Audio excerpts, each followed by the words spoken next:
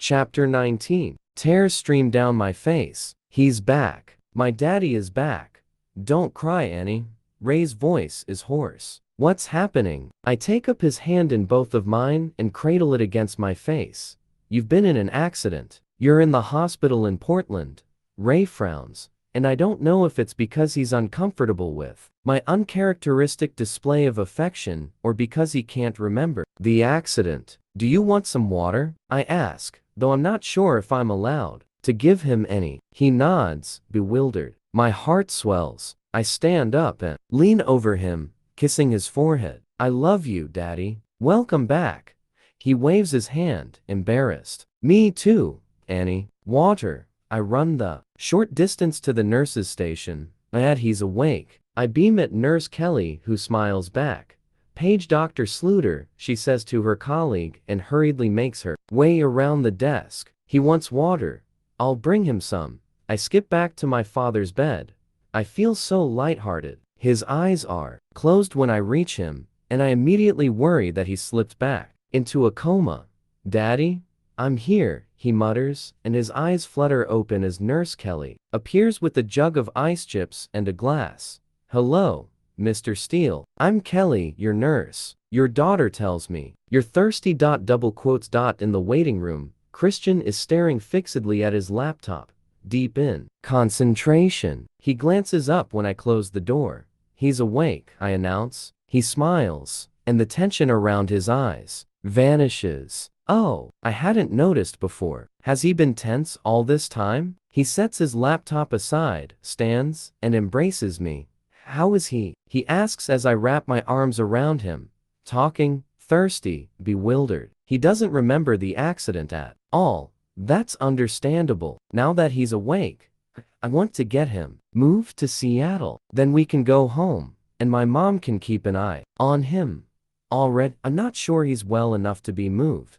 I'll talk to Dr. Sluter. Get her opinion. You miss home? Yes. Okay. You haven't stopped smiling, Christian says as I pull up outside the Heathman, very relieved and happy. Christian grins. Good. The light is fading, and I shiver as I step out into the cool, crisp evening and hand my key to the parking valet. He's eyeing my car with lust, and I don't blame him. Christian puts his arm around me. Shall we celebrate? He asks as we enter the foyer. Celebrate? Your dad? I giggle. Oh, him. I've missed that sound. Christian kisses my hair. Can we just eat in our room? You know, have a quiet night in? Sure. Come. Taking my hand, he leads me to the elevators. That was delicious, I murmur with satisfaction as I push my plate away. Replete for the first time in ages. They sure know how to make a fine tart tatin here. I am freshly bathed and wearing only Christian's t-shirt and my panties. In the background, Christian's iPod is on shuffle and Dido is warbling on about white flags. Christian eyes me speculatively. His hair is still damp from our bath, and he's wearing just his black t-shirt and jeans. That's the most I've seen you eat the entire time we've been here, he says. I was hungry. He leans back in his chair with a self-satisfied smirk and takes a sip of his white wine. What would you like to do now? His voice is soft. What do you want to do? He raises an eyebrow, amused. What I always want to do, and that is, Mrs. Gray, don't be coy. Reaching across the dining table, I grasp his hand, turn it over, and skim my index finger over his palm. I'd like you to touch me with this. I run my finger up his index finger. He shifts in his chair. Just that? His eyes darken and heat at once. Maybe this? I run my finger up his middle finger and back to his palm. And this? My nail traces his ring finger. Definitely this. My finger stops at his wedding ring. This is very sexy, is it, now? It sure is. It says this man is mine, and I skim the small callus that has already formed on his palm beneath the ring. He leans forward and cups my chin with his other hand. Mrs. Gray, are you seducing me? I hope so. Anastasia, I'm a given. His voice is low. Come here. He tugs my hand, pulling me onto his lap. I like having unfettered access to you. He runs a hand up my thigh to my behind. He grasps the nape of my neck with his other hand and kisses me, holding me firmly in place. He tastes of white wine and apple pie and Christian. I run my fingers through his hair, holding him to me while our tongues explore and curl and twist around each other, my blood heating in my veins. We're breathless when Christian pulls away. Let's go to bed, he murmurs against my lips. Bed. He pulls back farther and tugs my hair so I am looking up at him. Where would you prefer, Mrs. Gray? I shrug, feigning indifference. Surprise me. You're feisty this evening. He runs his nose along mine. Maybe I need to be restrained. Maybe you do. You're getting mighty bossy in your old age. He narrows his eyes, but can't disguise the latent humor there. What are you going to do about it? I challenge. His eyes glitter. I know what I'd like to do about it. Depends if you're up to it. Oh, Mr. Gray, you've been very gentle with me these last couple of days. I'm not made of glass, you know. You don't like gentle? With you, of course. But you know, variety is the spice of life. I bat my lashes at him. You're after something less gentle? Something life-affirming. He raises his brows in surprise. Life-affirming, he repeats, astonished. Humor in his voice. I nod. He gazes at me for a moment. Don't bite your lip, he whispers, then rises suddenly with me in his arms. I gasp and grab his biceps, fearful that he'll drop me. He walks over to the smallest of the 3 couches and deposits me on it. Wait here. Don't move. He gives me a brief, hot, intense look and turns on his heel, stalking toward the bedroom. Oh, Christian, barefoot. Why are his feet so hot? He's back a few moments later, taking me by surprise as he leans over me from behind. I think we'll dispense with this. He grabs my t-shirt and drags it over my head, leaving me naked except for my panties. He pulls my ponytail back and kisses me. Stand up, he orders against my lips and releases me. I comply. Immediately, he lays a towel out on the sofa. Towel? Take your panties off. I swallow but do as I'm told, discarding them by the sofa. Sit. He grabs my ponytail again and pulls my head back. You'll tell me to stop if this gets too much, yes? I nod. Say it. His voice is stern. Yes? I squeak. He smirks. Good. So, Mrs. Gray, by popular demand, I'm going to restrain you. His voice drops to a breathless whisper. Desire streaks through my body like lightning simply at those words. Oh, my sweet. 50 on the sofa? Bring your knees up, he commands softly, and sit right back.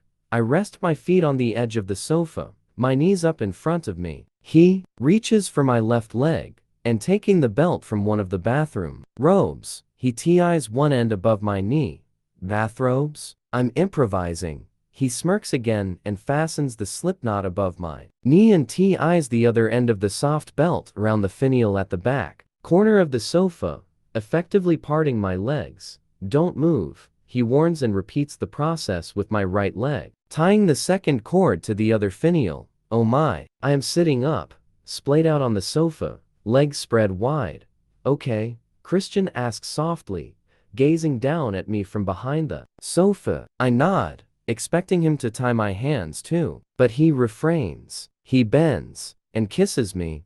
You have no idea how hot you look right now, he murmurs and rubs his nose against mine. Change of music, I think. He stands and strolls casually over to the iPod dock.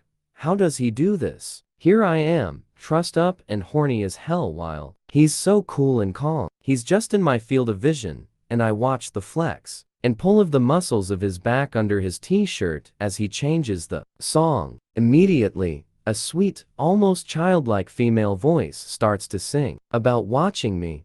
Oh, I like this song. Christian turns and his eyes lock on mine as he moves around to the front of the sofa and sinks gracefully to his knees in front of me. Suddenly, I feel very exposed. Exposed? Vulnerable? He asks with his uncanny ability to voice my unspoken words. His hands are on his knees. I nod. Why doesn't he touch me? Good, he murmurs. Hold out your hands. I can't look away from his mesmerizing eyes as I do what he asks. Christian pours a little oily liquid onto each palm from a small clear bottle. It's scented a rich, musky, sensuous scent that I can't place. Rub your hands. I squirm beneath his hot, heavy gaze. Keep still, he warns. Oh my, now Anastasia. I want you to touch yourself. Holy cow. Start at your throat and work down. I hesitate.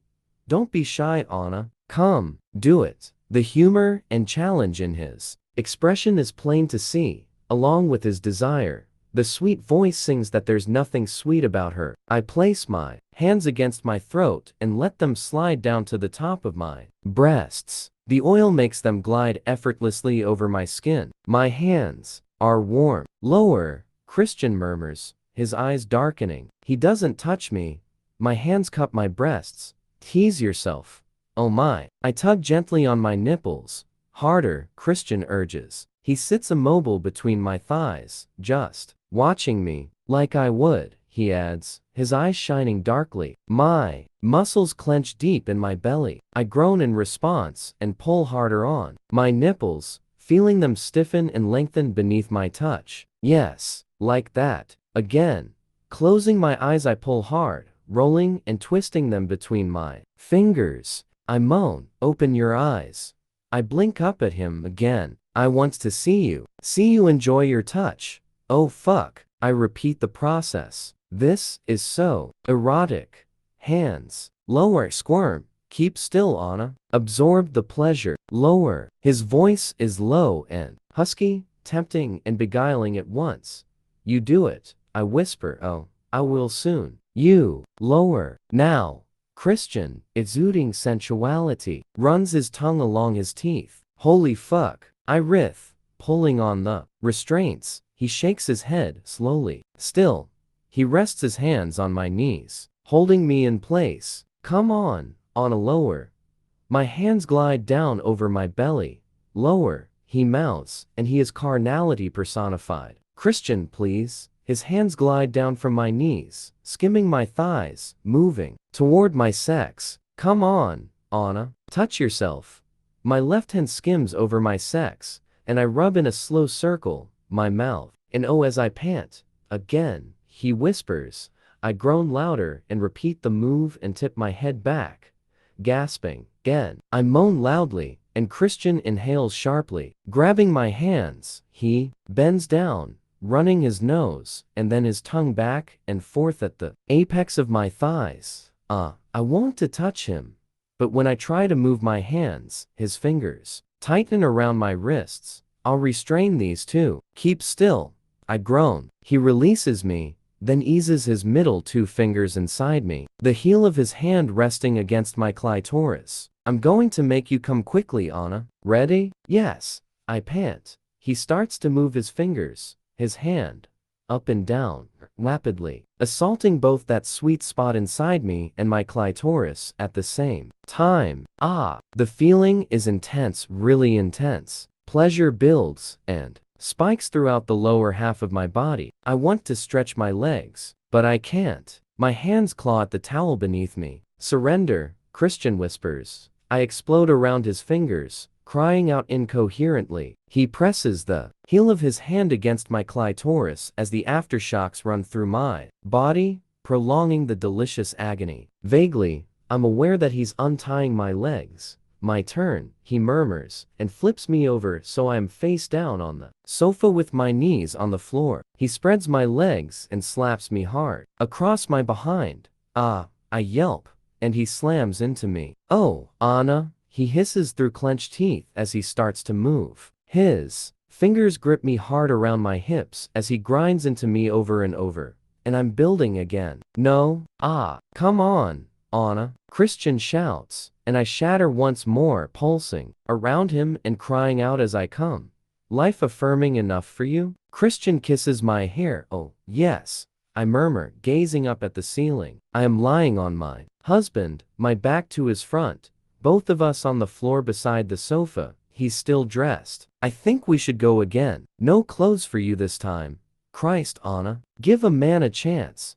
I giggle and he chuckles. I'm glad Ray's conscious. Seems all your appetites are back, he says, not disguising the smile in his voice. I turn over and scowl at him. Are you forgetting about last night and this morning? I pout. Nothing forgettable about either of those. He grins, and when he does, he looks so young and carefree and happy. He cups my behind.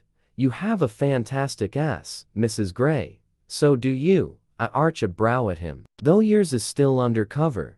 And what are you going to do about that, Mrs. Gray? Why, I'm going to undress you, Mr. Gray. All of you. He grins. And I think there's a lot that's sweet about you, I murmur, referring to the song still playing on repeat. His smile fades. Oh no, you are, I whisper. I lean down and kiss the corner of his mouth. He closes his eyes and tightens his arms around me. Christian, you are. You made this weekend so special in spite of what happened to Ray. Thank you. He opens his large, serious gray eyes, and his expression tugs at my heart. Because I love you, he murmurs. I know. I love you too. Caress his face. And you're precious to me, too. You do know that, don't you? His stills, looking lost. Oh, Christian, my sweet 50. Believe me, I whisper, it's not easy.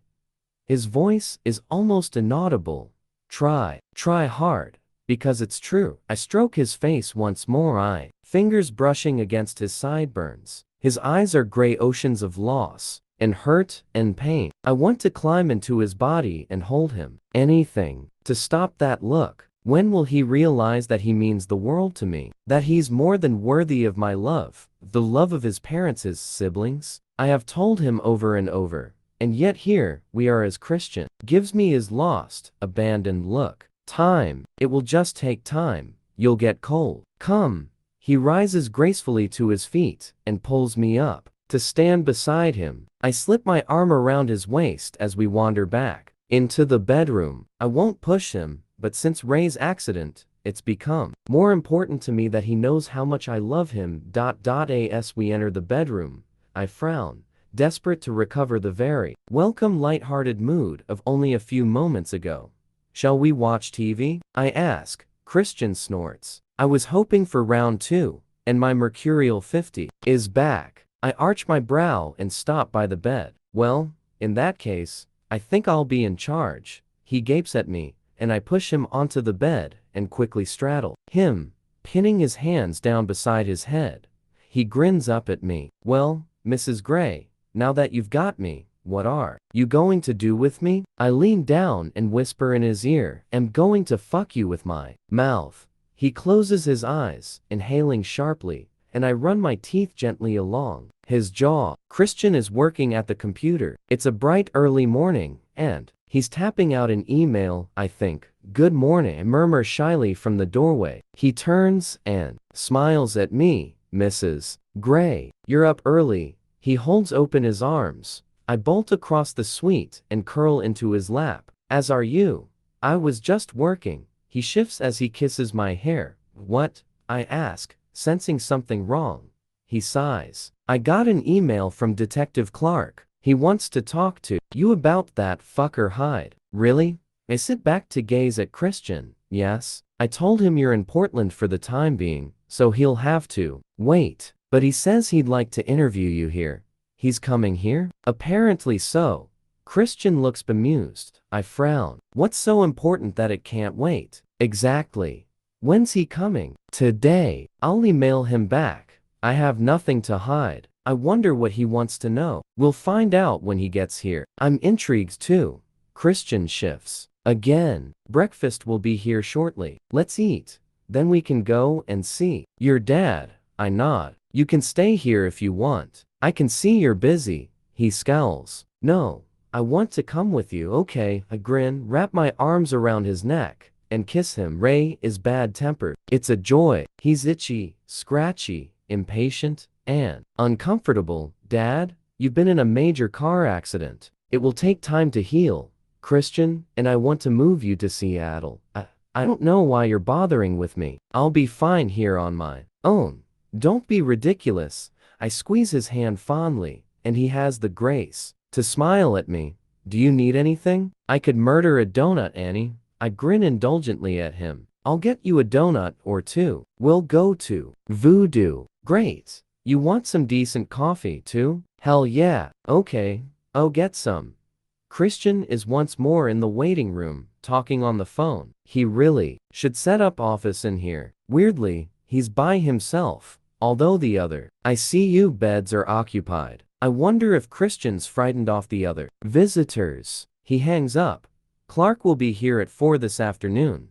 I frown. What could be so urgent? Okay, Ray wants coffee and donuts. Christian laughs. I think I would too if I'd been in an accident. Ask Taylor to go. No, I'll go. Take Taylor with you.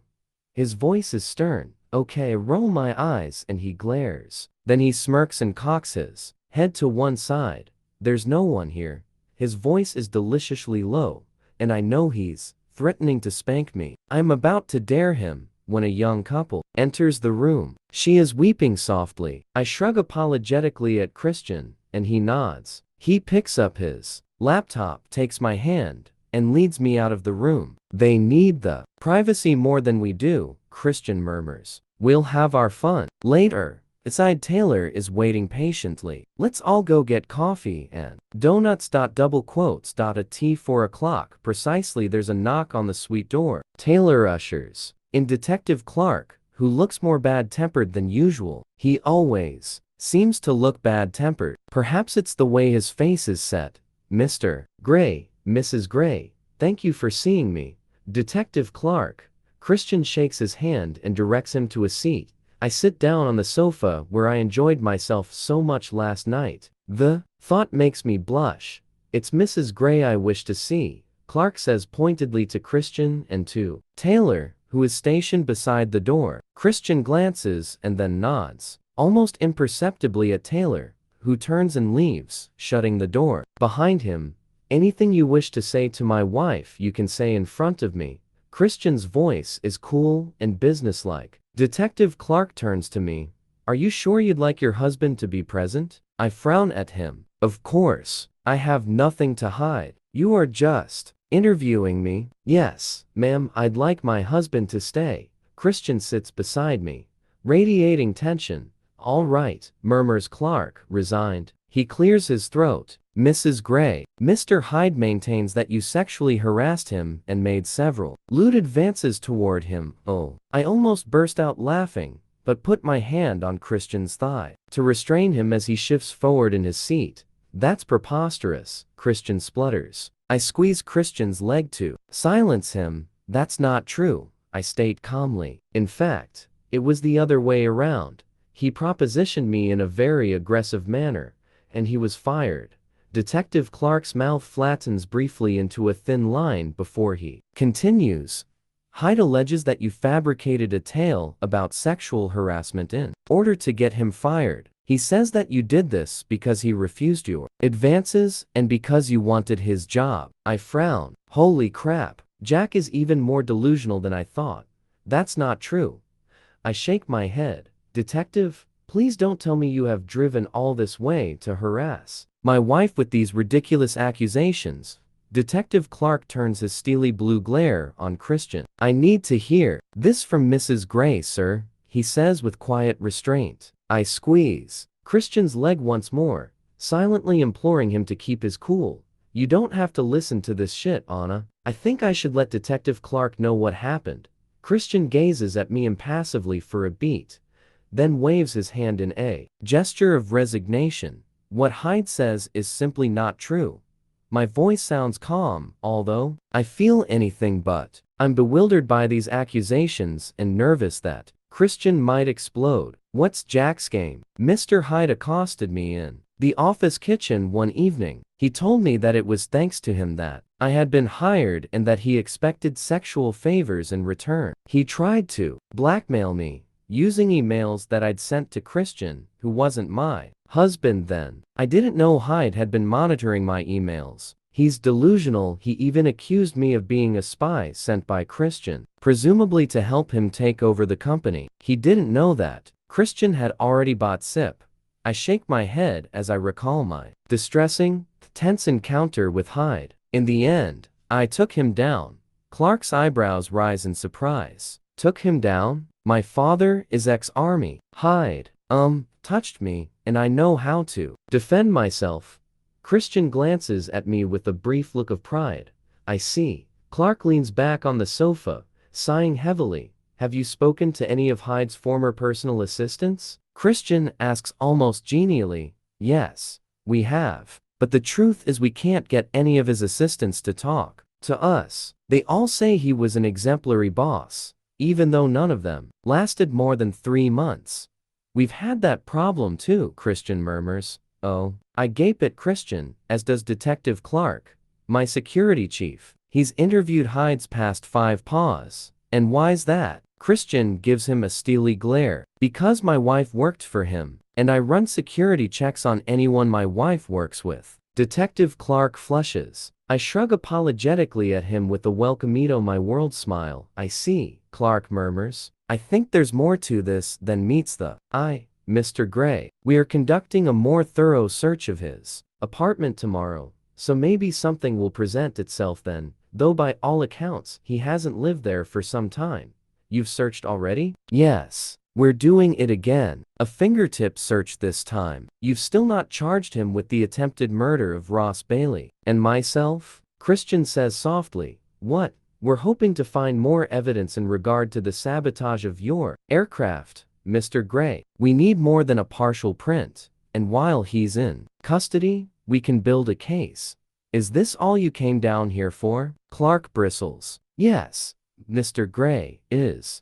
Unless you've had any further thoughts about the note? Note? What note? No, told you. It means nothing to me. Christian cannot hide his irritation. And I don't see why we couldn't have done this over the phone. I think I told you I prefer a hands-on approach. And I'm visiting my great-aunt, who lives in Portland. 2 birds, 1 stone. Clark remains stony-faced and unfazed by my husband's bad temper.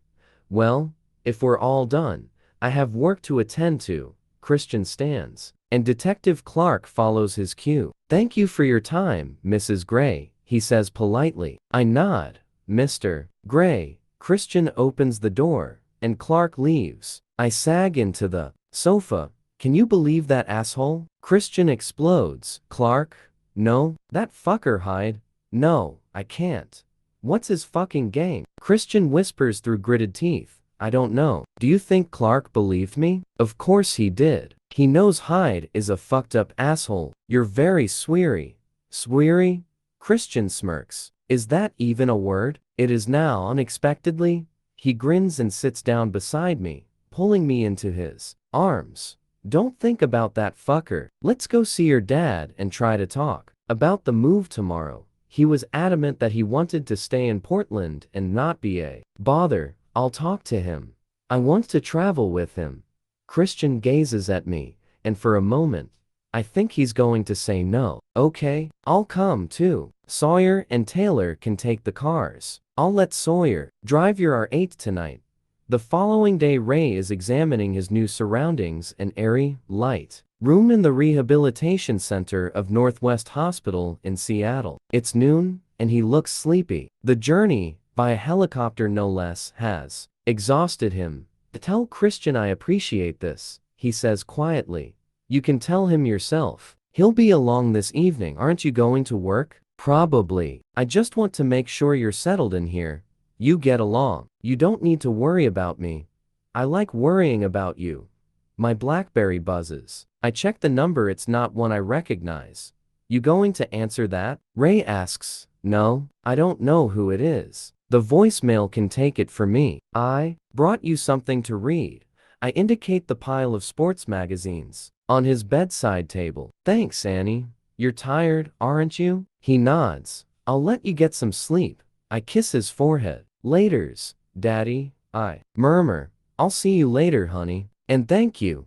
Ray catches my hand and squeezes it gently. I like that you call me Daddy. Takes me back. Oh, Daddy. I return his squeeze. As I head out the main doors toward the SUV where Sawyer is waiting, I hear my name being called. Mrs. Gray. Mrs. Gray. Turning, I see Dr. Green hurrying toward me, like her usual immaculate self.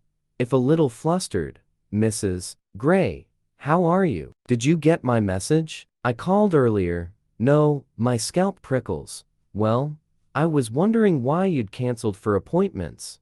4 appointments? I gape at her. I've missed 4 appointments. How? Perhaps we should talk about this in my office. I was going out for lunch. Do you have time right now? I nod meekly. Sure.